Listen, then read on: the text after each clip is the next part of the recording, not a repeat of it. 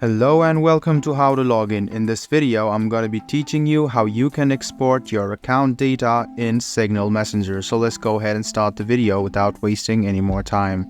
Open up Signal app on your phone. Go ahead and tap on your profile on the top left-hand corner of your screen. Then click on Account. After you click on Account, at the very end you can see your account data.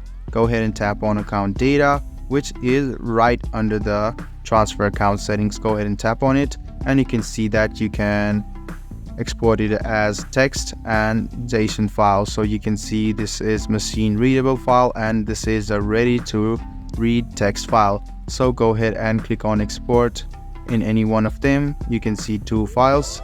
Go ahead and tap on export and click export once again. After a while you can see that account has been created. You can just go ahead and click on this and send it to your friends as well in different social media sites. So I hope this video about how you can export your account data in Signal Messenger was helpful for you. If you still have any kind of confusion, please do mention us on the comment section down below.